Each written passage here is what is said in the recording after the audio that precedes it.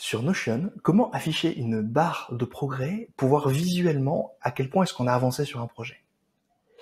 Ici, par exemple, j'ai dans la première colonne du tableau une liste de projets. Pour terminer chacun de ces projets, j'ai une liste de tâches à faire. J'ai aussi le nombre de ces tâches que j'ai terminées. Et enfin, dans la colonne avancement, j'ai simplement le ratio. Le nombre de tâches terminées divisé par le nombre de tâches à faire pour chacune des colonnes. En gros, si je résume, j'ai le pourcentage d'avancement. 82%, 57%, 13%.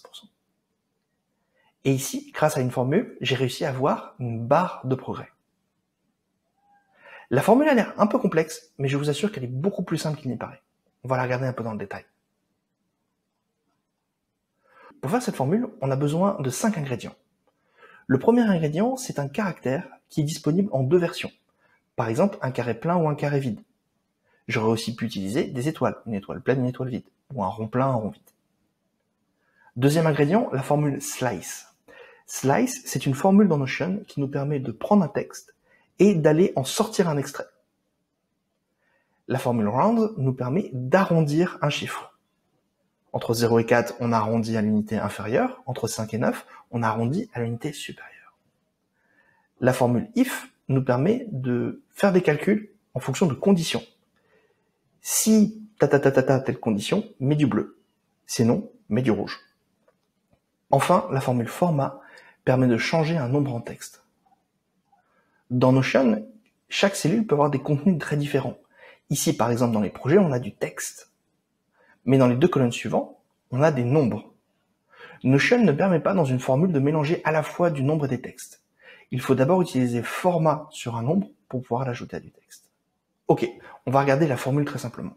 Ce que l'on veut faire en fait, c'est qu'on veut simplement dire à Notion, prends-nous autant de carrés noirs qu'il y a d'avancement fait, et prends-nous autant de carrés blancs qu'il en reste à faire.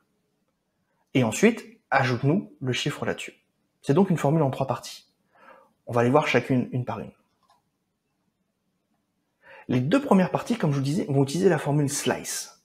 Slice, c'est une formule très simple. Elle a 3 arguments. Le premier, on lui donne le texte dans lequel on veut piocher.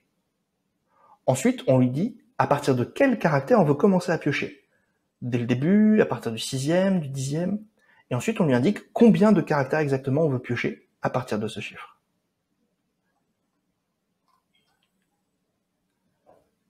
La première partie de la formule va donc marcher comme ceci.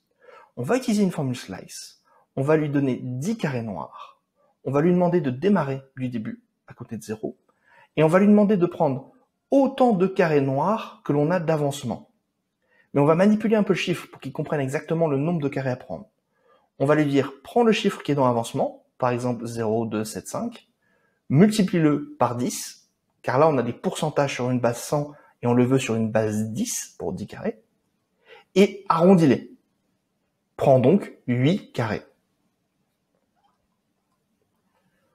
Pour les carrés blancs, c'est la même approche, mais inverse. On ne veut pas l'avancement qui a été fait, on veut l'avancement manquant.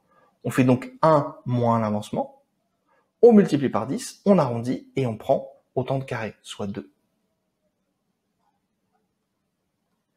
Dernière partie de la formule, on va lui demander de nous marquer le pourcentage à la fin de la barre. On va donc commencer par un plus, et on va utiliser la condition si. Si le nombre de tâches terminées est égal à 0, alors affiche le chiffre 0 plus le signe pourcentage. En revanche, si le nombre de tâches terminées n'est pas égal à 0, alors affiche-nous le contenu de la colonne avancement, mais retravaille-le un peu pour qu'il y ait une forme de chiffre. C'est-à-dire, multiplie-le par 100, arrondis-le, et utilise la fonction format, car c'est pour l'instant un nombre et on le veut en texte. Voilà la formule résultante. Je vous recommande vraiment de jouer un peu avec chaque partie de la formule pour bien comprendre comment elle fonctionne. Et je vous assure, c'est moins compliqué que ça n'en a l'air.